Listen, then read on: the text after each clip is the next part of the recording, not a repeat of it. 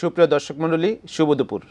বাংলাদেশ ও দেশের বাইরে যে প্রান্ত থেকে এটিএন বাংলা দেখছেন সবাইকে সাদর আমন্ত্রণ জানাচ্ছি বাইট কেয়ার নিবেদিত সাইবার সিকিউরিটি বিষয়ক টকশো সাইবার টকে। সাথে আছি আমি ইঞ্জিনিয়ার গোলাম সরোয়ার। আপনারা জানেন প্রতি সপ্তাহে আমরা সাইবার নিরাপত্তা সম্পর্কিত ভিন্ন ভিন্ন বিষয় নিয়ে আলোচনা করে থাকি। তারই ধারাবাহিকতায় আজকে আমাদের আলোচনার বিষয় ইনসাইডার থ্রেট অর্থাৎ অভ্যন্তরীণ হুমকি। এই বিষয়টি নিয়ে আলোচনা করবার জন্য আমার সাথে আছেন Mohammad Zahurul Islam, manager and head of IT Butterfly group, এবং Mohammad Majedul Haque Chowdhury Lipon, SAVP IT compliance, Eastern Bank PLC. আপনাদের দুজনকে আমন্ত্রণ জানাচ্ছি আজকের গুরুত্বপূর্ণ বিষয়টি নিয়ে আলোচনা করবার জন্য।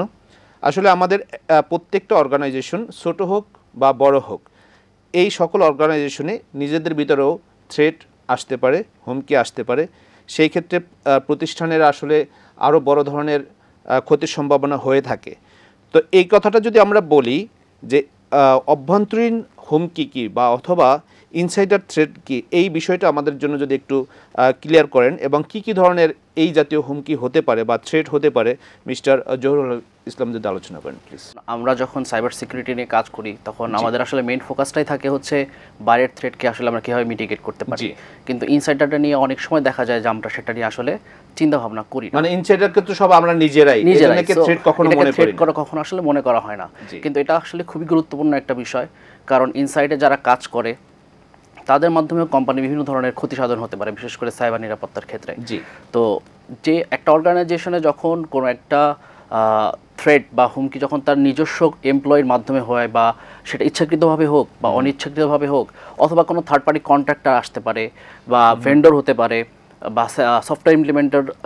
ইনসাইডার বলতে আমরা আমাদের সিস্টেমের সাথে, আমাদের কোম্পানির সাথে যারা কানেক্টেড তারা যখন কোনো একটা হুমকি তৈরি করে, সেই বিষয়টাকে আসলে আমরা ইনসাইডার থ্রেট বলে গণ্য করি। এবং এই ধরনের কেসগুলোতে দেখা যায় যে হয়তো আপনার ডেটা চুরি হচ্ছে, অথবা স্যাবোটেজ হতে পারে, আপনার সিস্টেম ডিসেবল করে দিচ্ছে, সেই ধরনের ঘটনা করতে পারে। অথবা দেখা যায় যে হয়তো ফিনান্সিয়াল কোনো একটা ফ্রড হতে পারে, আপনার কাছে ফিনান্সিয়ালি আপনার কাছে হয়তো টাকা পয়সা চেতে পারে। সো আমরা এটাকে আসলে ইনসাইডার থ্রেট মনে করি। এই ক্ষেত্রে আসলে আমাদের মানে থ্রেটটা বেশি হওয়ার সম্ভাবনাই বেশি, যে অনেক বেশি হতে পারে থ্রেট। কারণ হচ্ছে যে ঘরের মানুষ যদি চুরি করে, সেই চোরকে আসলে রক্ষা করা অনেক কঠিন, ধরা খুবই কঠিন। জি, ধন্যবাদ আপনাকে। এটা আসলে তো কেউ ইন্টেনশনালি করতে পারে, সাবধানে করতে পারে, ইচ্ছা করে করতে পারে, অথবা কিছু শত্রুতাবশত করতে পারে। দেখা যাচ্ছে আমরা দুজনই একসাথে কাজ করছি, আমার সাথে একজনের শত্রুতা, সে আমাকে ঘায়েল করার জন্য সে এটা করতে পারে। তো এই যদি মানে ইন্টেনশনালি করে থাকে বা নেগলিজেন্সির জন্য যদি কোনো অভ্যন্তরীণ হুমকি হয়, সেই ক্ষেত্রে কি ধরনের ঝুঁকি হতে পারে এই ইনসাইডার হুমকির জন্য? মিস্টার মাজেদুল হক সাহেব যদি আলোচনা করেন। নেগলিজেন্সের কারণে আপনার ধরেন ইন্টেনশনালি এবং আনইন্টেনশনালি আপনার যে প্রবলেমগুলো হয়, আপনার কিছু কিছু ইউজার আছে না জেনেও কিছু প্রবলেম করে, জেনেও কিছু প্রবলেম করে, জেনে যে প্রবলেমগুলো করে এটা হয়তো আপনার কোনো তার কলিগের সাথে খুব হওয়ার কারণে কিংবা কোম্পানির ডিগ্রেডেশনের কারণে এই ইয়েগুলো হয়। কিভাবে হয়? যেমন ধরেন আপনার কোনো একটা ডিভাইস নষ্ট করে দেয়, তারপরে ধরেন আপনার একটা সিস্টেমের অ্যাক্সেস আরেকজনকে আপনার ব্লক করে দেয়, তারপরে আপনার সবাইকে সেম অ্যাক্সেস দেয়। এগুলোর কারণে আপনার প্রবলেমগুলো হয়। আপনার সিস্টেম স্যাবোটেজ হতে পারে, তারপরে আপনার গুপ্তচরবৃত্তি হতে পারে। এইগুলোর কারণে আপনার কোম্পানির রেপুটেশনাল রিস্ক থাকে আর কি। তো এটা খুবই খুবই গুরুত্বপূর্ণ একটা ব্যাপার। এই ব্যাপারে আপনার ইউজারদেরকে আমরা অ্যাওয়ারনেস ট্রেনিং যদি না করাই, তাহলে এইটা আসলে যে অসাবধানতা হোক আর বা সাবধান হোক, মানে থ্রেট তো থ্রেট, এবং যদি অ্যাটাক হয়ে যায় তাহলে সেটা তো হয়ে গেছে। হ্যাঁ, এবং আমরা যদি প্রত্যেকটা আসপেক্টে যদি আমরা সিকিউরিটি মেজারটা না নিই, তাহলে আমাদের সিকিউরিটি আসবেই, আমাদের প্রবলেম হবেই। ক্ষতিটা কত কিরকম হতে পারে? ক্ষতিটা ধরেন আমাদের ইন্ডাস্ট্রি, আমি একটা কিছু সাইট থেকে কিছু ইনফরমেশন কালেক্ট করেছি, যেমন manufacture, finance, energy, utilities, retail market, health care, pharmaceuticals, public and education, এই প্রত্যেকটা সেক্টরেই এটার ইম্প্যাক্ট আছে। আমরা যদি রিলেভেন্ট মেজার না নিই, জি। তাহলে যেমন ধরেন ম্যানুফ্যাকচার এরিয়াতে 25.7 2023-এর যে স্ট্যাটিস্টিক্স আপনার IBM সিকিউরিটি থেকে আমি ডাটাটা পেয়েছি। জি। তো তারপরে ফিনান্সে হচ্ছে আপনার 18.2%, জি। তারপরে হচ্ছে এনার্জি এবং ইউটিলিটিসে আপনার হচ্ছে 11.1% আপনার ডাটা ব্রিচ হয়। জি। যদি আমরা এই ধরনের ইনিশিয়েটিভগুলা মেজারগুলা না নিয়ে থাকি, এগুলা থাকবে এবং ইনসাইডার যে অ্যাটাকগুলা এগুলোকে আমাদের যদি বা ইউজারদের যদি অ্যাওয়ারনেস ট্রেনিং এডুকেশন এগুলো যদি আমরা না নিই, তাহলে আমাদের প্রবলেমগুলো হবে। তারপরে ধরেন বড় বড় যে অর্গানাইজেশনগুলো যেমন ধরেন টেসলা, ইয়াহু, তারপর মাইক্রোসফট, প্রুফ পয়েন্ট, খুব জায়ান্ট কোম্পানি, এদের ইনস্টিটিউশনে কিন্তু আপনার এই বড় বড় ব্রিজগুলো হচ্ছে, ডাটা লিকেজ হচ্ছে, তারা কিন্তু সিকিউরিটি মেজার নিচ্ছে। তো এটা যে হবে না এটা নিশ্চয়তা কেউ দিতে পারবে না। আসলে মানে সিকিউরিটি মেজার নিতে হবে, গ্যারান্টি নেই। কারণ হচ্ছে গ্যারান্টি দিতে পারবে না ইউজারের ভিতরে কি হচ্ছে, একটা ইউজার কখন সে বা আপনার ডিসঅ্যাপয়েন্টেড এটা কিন্তু কেউ বলতে পারবে না।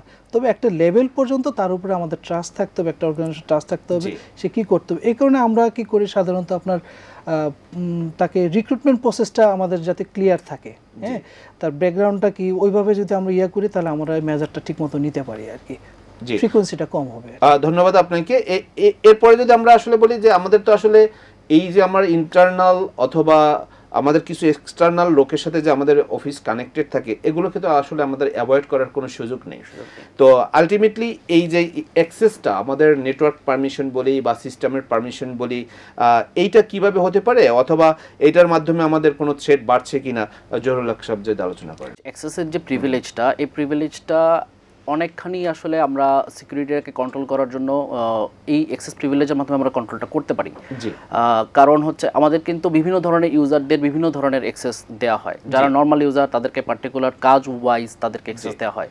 আবার সিস্টেম অ্যাডমিনিস্ট্রেটর যে থাকে তার কিন্তু একটু হায়ার প্রিভিলেজ থাকে। সো যে প্রিভিলেজই থাকুক তাকে সেই প্রিভিলেজ ওয়াইজ তাকে ঠিকভাবে মনিটর করা, তার কাজগুলোকে ঠিকঠাক মতো অডিট করা, লগগুলো চেক করা, এই জিনিসগুলো আমাদেরকে নিয়মিত করতে হবে। একটা জিনিস হচ্ছে যার কাছে আসলে বেটার কন্ট্রোল আছে, বেশি কন্ট্রোল আছে বলতে গেলে, যার কাছে হায়ার কন্ট্রোল থাকে, এই কন্ট্রোলগুলোকে আসলে আমাদেরকে ঠিকঠাক মতো ম্যানেজ করতে হবে। যতটুকু না দিলে কাজ হবে না অতটুকু কন্ট্রোল তাকে দিতে হবে।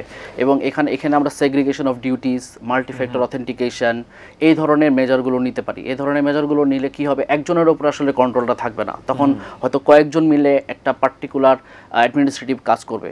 তখন কিন্তু স্যাবোটেজ হোক বা ইন্টেনশনাল যে অ্যাটাকগুলো করার যে অপরচুনিটিগুলো থাকে সেই জিনিসগুলো কিন্তু তখন মিটিগেট হবে। এই জিনিসগুলো আসলে যারা কন্ট্রোল করে, ফর এক্সাম্পল একজন নেটওয়ার্ক অ্যাডমিনিস্ট্রেটর, তার হাতে কিন্তু কন্ট্রোল থাকে ফায়ারওয়ালের কোন পোর্টটাকে আমি ওপেন রাখবো বা কোন পোর্টটাকে আমি বন্ধ রাখবো। সো সে যখন কোনো একটা পার্টিকুলার পোর্ট, তার যদি ইন্টেনশন খারাপ হয়, সে কিন্তু কোনো একটা পার্টিকুলার পোর্ট ওপেন করে দিয়ে বাইরে অ্যাটাকারকে ইনভাইট করতে পারে। এবং এই ধরনের ইউজার যারা থাকে তাদেরকে কিন্তু অ্যাটাকাররাও অনেক সময় টার্গেট করে যে তাকে আমি যদি কোনোভাবে কম্প্রোমাইজ করতে পারি, হ্যাঁ কম্প্রোমাইজ করতে পারি, কনভিন্স করতে পারি, সেটা অর্থের বিনিময়ে হোক বা অন্য যে কোনো কিছুর বিনিময়ে হোক, তাদের ক্ষেত্রেও কিন্তু এটা একটা টার্গেটেড, তারা একটা থ্রেট হয়ে যায়। সো এই জায়গাগুলোকেও আমাদেরকে আসলে, তাহলে তো বলা যাচ্ছে যে আসলে সিস্টেমের থেকে একজন মানুষকে ট্রাস্টের জায়গায় আগে আসতে হবে। হ্যাঁ, আমি একটু বলি, এখানে ভ্যালু অ্যাড করি।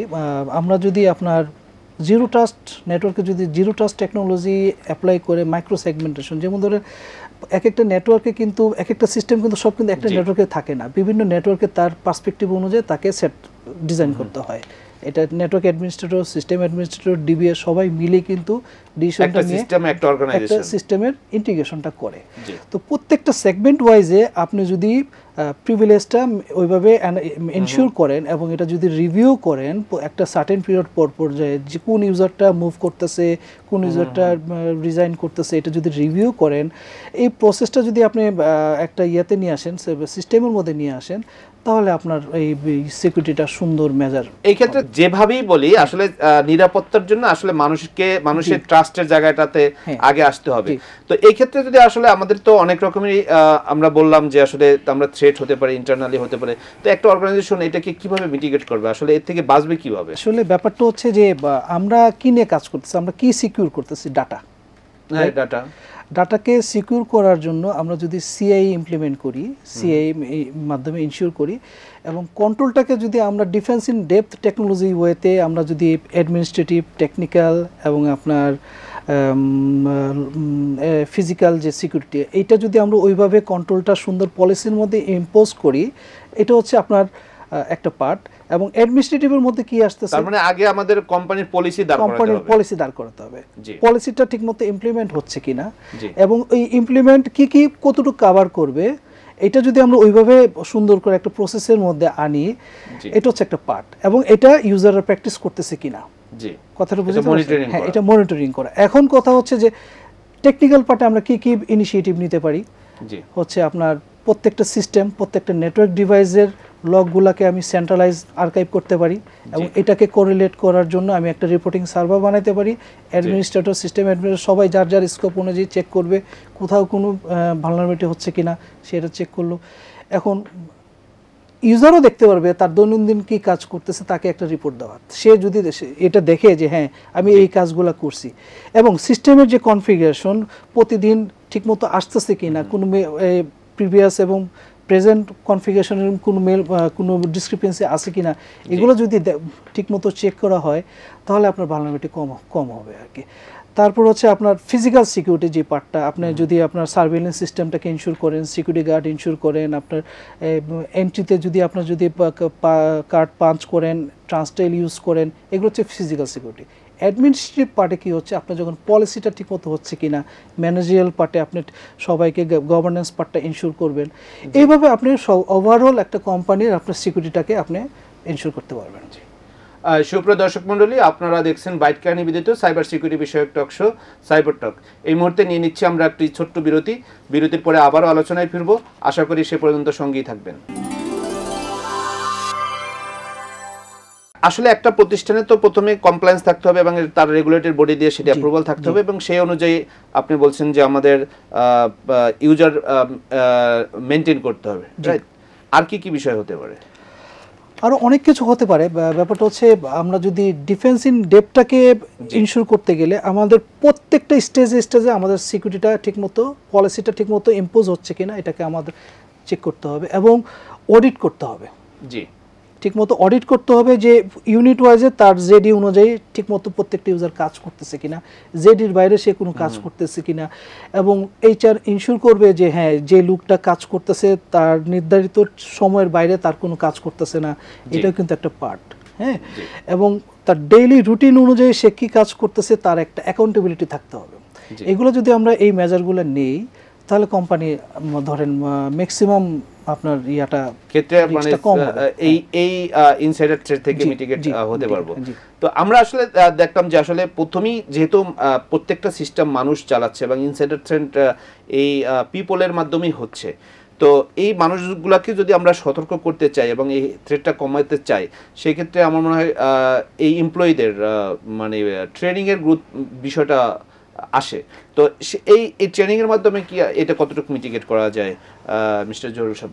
জি, আপনি যে বিষয়টা এখন বললেন, এই বিষয়টা হচ্ছে আমরা যত সিকিউরিটি কমপ্লায়েন্স আসলে ইমপ্লিমেন্ট করি, আমরা যদি আমাদের ইউজারদেরকে প্রপারলি ট্রেন করতে না পারি, তাহলে কিন্তু আসলে আমরা কোনোভাবেই সিকিউর থাকবো না। সো এইটা হচ্ছে আপনি এখন যে বিষয়টা তুলেন, এটা আসলে খুবই গুরুত্বপূর্ণ, কারণ হিউম্যান এররকে বা হিউম্যানের যে অ্যাক্টিভিটিগুলো সেগুলো কিন্তু আপনি কন্ট্রোল করতে পারবেন না যদি তাদেরকে প্রপারলি ট্রেন না করেন। অনেক সময় ইউজাররা কিন্তু অনিচ্ছাকৃতভাবে অনেক ধরনের ভুল করে, যে ভুলগুলোর কারণে তারা কিন্তু আসলে সিস্টেমে যে তারা থ্রেট ক্রিয়েট করছে এটা তারা হয়তো নিজেরাও জানে না। সো এই জন্য ট্রেনিংটা আসলে খুবই গুরুত্বপূর্ণ। ট্রেনিং যদি ঠিকঠাক মতো হয়, প্রত্যেকটা অর্গানাইজেশনে তাদের এমপ্লয়ীদেরকে যদি সিকিউরিটি এবং কমপ্লায়েন্সের উপরে তাদের যে সিকিউরিটি পলিসি আছে সেগুলোর উপরে যদি নিয়মিত একটা ট্রেনিং দেওয়া হয়, এটা নিয়মিত করতে হবে, কারণ শুধু ট্রেনিংটা দিয়ে দিলেই হবে না। ট্রেনিংটা দেওয়ার পরে সেই ইউজারটা কতটুকু নিচ্ছে, তার ফার্দার আরও ট্রেনিংয়ের প্রয়োজন আছে কিনা, এই জিনিসগুলোও কিন্তু অ্যানালাইসিস করে। তার মানে আমাদের এখানে ভালনারেবল পিপল হতে পারে, সিস্টেম হতে পারে। তো কিছুদিন পর পর হয়তো বা এই সবাইকে যদি ভালনারেবিলিটিগুলো অ্যাসেসমেন্ট করি, তাহলে মনে হয় আমরা একটা ভালো জায়গায় যেতে পারবো। জি জি, এক্স্যাক্টলি। আপনি একটা জিনিস চিন্তা করে দেখেন, একজন ইউজার কিন্তু তার পাসওয়ার্ড বিভিন্ন জায়গায় লিখে রাখে। জি। সো এই অ্যাওয়ারনেসটা কিন্তু একজন ইউজারের নেই যে আমি পাসওয়ার্ড আসলে লিখে রাখা উচিত না। সে হয়তো তার ওটিপিটা বিভিন্ন ব্যাংক থেকে অনেক সময় আমাদের কাছে মেসেজ আসে যে ওটিপি কারোর সাথে শেয়ার করবে না, তারপরেও কিন্তু ওটিপি শেয়ারের মধ্যে ঘটনা ঘটছে। সো আসলে এই জিনিসগুলো যদি পিপল অ্যাওয়ার না হয়, আপনি যতই সিকিউরিটি কমপ্লায়েন্স সিস্টেমে মেনটেন করে রাখেন না কেন, এই ক্ষেত্রে আসলে খুবই চ্যালেঞ্জের মধ্যেও মানুষ থাকে, কারণ দেখা যাচ্ছে তার এভরিডে 10 থেকে 20টা পাসওয়ার্ড মেনটেন করতে হয়। এখন সেইটা কিভাবে মুখস্থ রাখবে? আবার 2-3 মাস পর পরে এই পাসওয়ার্ডগুলো চেঞ্জ করতে হবে, তো সে মনে রাখবে কিভাবে? তো সে তো কনফিউজড হয়ে যাচ্ছে না লিখে রাখলে। পাসওয়ার্ড লিখে রাখা বা মনে রাখার ক্ষেত্রে আমরা অনেক সময় অনেকে বিভিন্ন একজন এক এক ধরনের পলিসি আসলে অ্যাপ্লাই করে। আমি আমার ক্ষেত্রে যেটা করি, আমি আমার বিভিন্ন সিস্টেম একই পাসওয়ার্ড কিন্তু সব সিস্টেমে আমি ব্যবহার করি না, কারণ একটা পাসওয়ার্ড যদি কম্প্রোমাইজ হয়ে যায় তাহলে আমার অন্য সবগুলাই কম্প্রোমাইজ হয়ে যায়। এটা কখনোই আসলে রিকমেন্ডেড না। আপনি যেটা করতে পারেন, আপনার যে পাসওয়ার্ড আছে সেটার জন্য আপনি একটা ফাইল মেনটেন করতে পারেন, যে ফাইলটাকে আপনি একটা পাসওয়ার্ড দিয়ে মেনটেন করে রাখবেন এবং ওই পাসওয়ার্ডটাকে আপনি নিয়মিত পরিবর্তন করবেন। আপনি একটা এক্সেল মেনটেন করতে পারেন সিস্টেমের মধ্যে, অথবা এমন কোনো কিছু করতে পারেন যেখানে যে জিনিসটাকে আপনি লক করে রাখবেন এবং ওই লক এন্ড কিটা আপনার কাছেই থাকবে। সো এই ধরনের একটা মেকানিজম আপনি করতে পারেন, যে ক্ষেত্রে আপনার বিভিন্ন সিস্টেমে হয়তো বিভিন্ন ধরনের পাসওয়ার্ড থাকবে, কিন্তু আপনি এই ক্ষেত্রে যদি আমি বলি, আমাদের কাছে তো আসলে অনেকগুলো মানে অনলাইনে সিস্টেম আছে যারা হচ্ছে পাসওয়ার্ড ম্যানেজমেন্ট করে। হ্যাঁ, তো এইটা কেমন বলে মনে ভাইয়া যেটা বলছে সেটা হচ্ছে পার্সোনাল অফিসে যখন আমি পার্সোনাল, যেহেতু ট্রেনিং এর কথা বলছি, এর কথা বলছি, আর আপনি যদি অফিশিয়ালি কথা চিন্তা করেন, ওইটা হচ্ছে আমরা অনেকেই কিছু organisation PAM password access management solution, এইটার টেকনোলজিটা হচ্ছে যে আপনার পাসওয়ার্ড মনে রাখার দরকার নাই, আপনার সিস্টেমগুলোতে আপনার ইউজার আইডি থাকবে, আপনি ক্লিক করবেন, আপনি লগ ইন করতে পারবেন। এই প্যামের মাধ্যমে আপনার পাসওয়ার্ডটা ম্যানেজ করতে হবে, হ্যাঁ ম্যানেজ করবে। সো এই প্যামই আপনার ওই পাসওয়ার্ডের পলিসি অনুযায়ী অটোমেটিক পাসওয়ার্ড চেঞ্জ করবে, আপনার যে ইউজার সে এটা টের পাবে না। আরো তার কোনো পাসওয়ার্ড মনে রাখার দরকার নেই, তার 10টা 20টা 30টা যদি সিস্টেম অ্যাক্সেস লাগে বিভিন্ন ধরনের, তার পাসওয়ার্ড মনে রাখার প্রয়োজন নাই। এটার মাধ্যমে আপনি পাসওয়ার্ডটার মিটিগেট করতে পারবেন, মনে রাখার। আর পার্সোনালি যে ব্যাপারটা একজন এক একভাবে চিন্তা করে, পাসওয়ার্ডের কম্বিনেশনটা ডিজিটটা বাড়াই দিবেন, কম্বিনেশনটা মনে রাখবেন। হ্যাঁ, আপনাকে বলা হয়েছে আপনি কোনো ডিকশনারি ওয়ার্ড ইউজ করবেন না, আপনি কোনো ডেট অফ বার্থ ইউজ করবেন না, আপনি কোনো কারোর নাম মনে রাখবেন না। আপনাকে কিন্তু বলা হয় না যে 3টা একসাথে ইউজ করবেন, 3টা একসাথে ইউজ করেন, কম্বিনেশনটা মনে রাখেন, যে আপনি এটার পরে এটা সিকোয়েন্সটা যদি মনে রাখেন তাহলে কিন্তু পাসওয়ার্ড আপনার চলে আসবে। আসলে পাসওয়ার্ডগুলো পার্সোনাল, যেটা ভাইয়া বলেন, পার্সোনাল পাসওয়ার্ডগুলো একজন একভাবে মেইনটেইন করতে পারে, একজন একভাবে, আর অর্গানাইজেশনাল সেটাও সিকিউর হতে হবে। পার্সোনাল ভালনারেবিলিটি থেকে কিন্তু আমরা অন্যদিকে চলে যেতে পারি। জি, আর অর্গানাইজেশন ওয়াইজ যেটা ভাইয়া বললেন, আমরা প্যান ইউজ করতে পারি, এবং অর্গানাইজেশন থেকেই যদি বিভিন্ন ধরনের সিকিউরিটি পলিসিগুলো অ্যাপ্লাই করা থাকে, সেখানে কিন্তু পাসওয়ার্ড অটোমেটিক চেঞ্জ হওয়ার বিষয়গুলো সিস্টেম অ্যাডমিনিস্ট্রেটর পর্যায় থেকেই আসতে পারে। সো আমরা সেই ধরনের মেজারমেন্ট নিয়ে পাসওয়ার্ডকে সিকিউর করতে পারি। যে এই ক্ষেত্রে আমরা যদি আরেকটা বলছিলাম যে মানে মনিটরিং এর জন্য এসআইএম, আসলে এসআইএম বিষয়টা কি এবং এটা দিয়ে কিভাবে মনিটর করতে পারি, আপনি যদি একটু আলোচনা করেন প্লিজ। এসআইএম হচ্ছে একটা মেইন টুলস, যেটার মাধ্যমে আপনার সিস্টেমের নেটওয়ার্কের ডাটাবেজ, স্টোরেজ, একটা আইটির ডাটা সেন্টারের A to Z সব লগ এখানে এসে আপনার আর্কাইভ হয়। এখান থেকে ডাটাটা আপনার ক্লাসিফাই করে সিস্টেমের কোনটা, নেটওয়ার্কের কোনটা, ডাটাবেজের কোনটা, স্টোরেজের কোনটা। কিছু ক্ষেত্রে ডাটার ভলিউমের উপর বেস করে আপনার ডাটাবেজের জন্য আলাদা সার্ভার নেয়, সিস্টেমের জন্য আলাদা সার্ভার নেয়, নেটওয়ার্কের জন্য আলাদা সার্ভার নেয়, বাট সবগুলোকে কোরিলেট করে একটা রিপোর্ট সার্ভার আপনাকে রিপোর্ট প্লেস করবে, এবং এটার মাধ্যমে আপনি বুঝতে পারবেন যে আপনার প্রতিদিন কোন ইউজার কী ধরনের চেঞ্জ করছে, কোথায় কোন ইম্প্যাক্ট আসছে, কোনো চেঞ্জ আসছে কিনা, না সিস্টেম অ্যাজ ইট ইজ আছে, সিস্টেমের মেল ফাংশন হয়েছে কিনা, বাট সিস্টেম স্মুথলি চলতেছে কিনা, আপনি অ্যাট এ গ্ল্যান্স সকালে এসে দেখতে পারবেন। ইভেন আপনি এটা SMS অথবা মেইলিং যদি এনাবল করে দেন, আপনার আরও লাইফটা একটু কনভিনিয়েন্ট হয়, আপনি ইজিলি 24/7 এটার মাধ্যমে কি কোনো থ্রেট আইডেন্টিফাই করা যায়?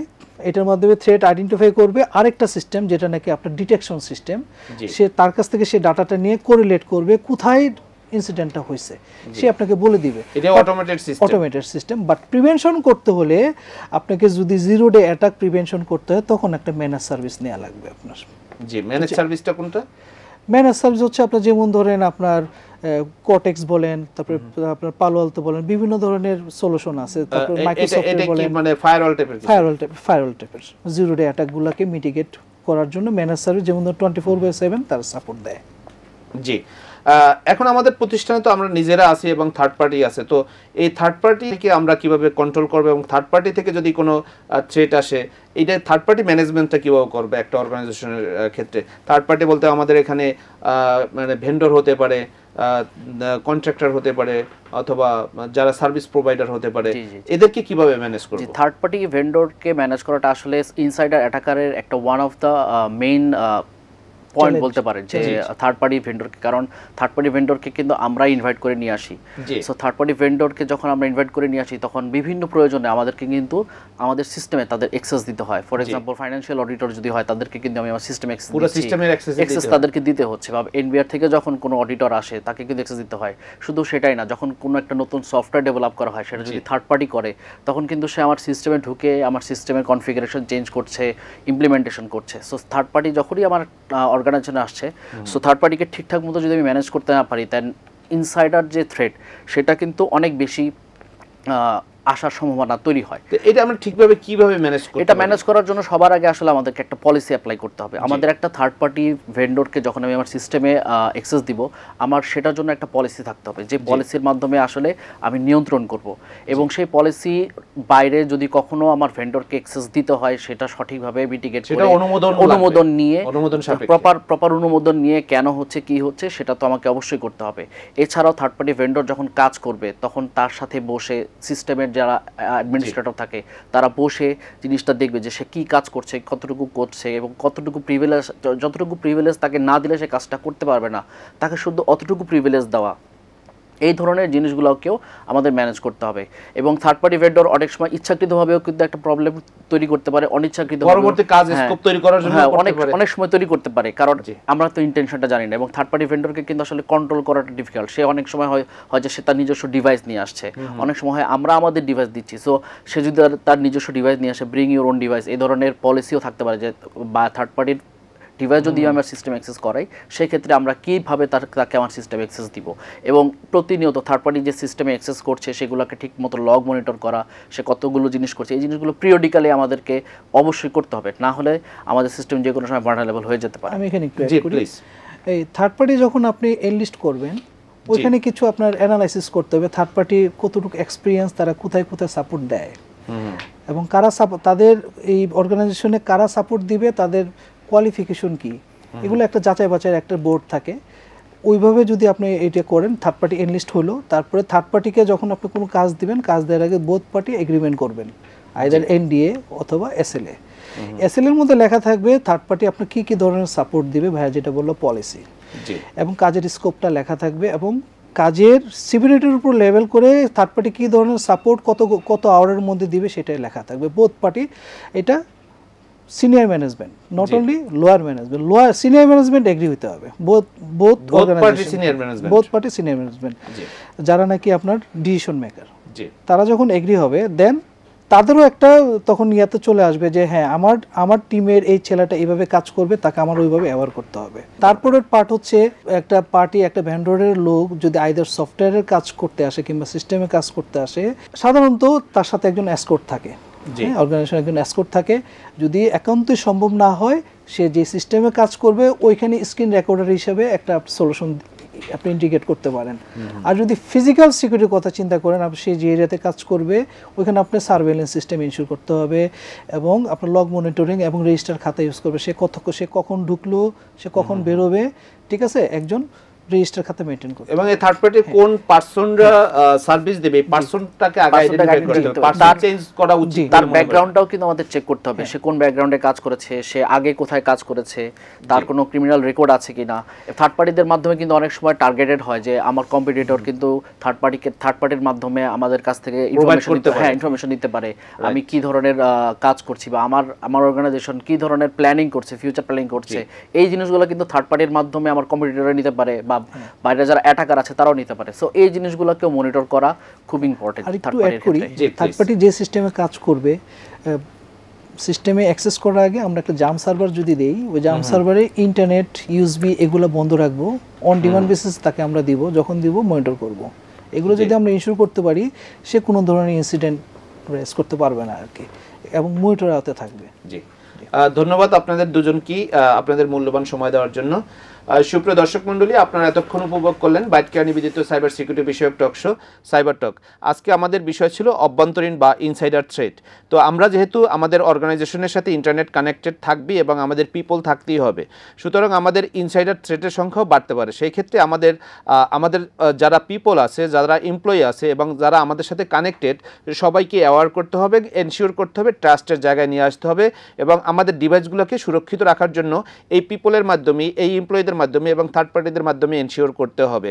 আশা করি সকলের প্রতিষ্ঠান সুরক্ষিত থাকবে, সেই প্রত্যাশায় আজ এ পর্যন্তই। আবার দেখা হবে আগামী শনিবার দুপুর 12টা 5 মিনিটে। সে পর্যন্ত সবাই ভালো থাকুন, সুস্থ থাকুন, সুরক্ষিত থাকুন। আল্লাহ হাফেজ।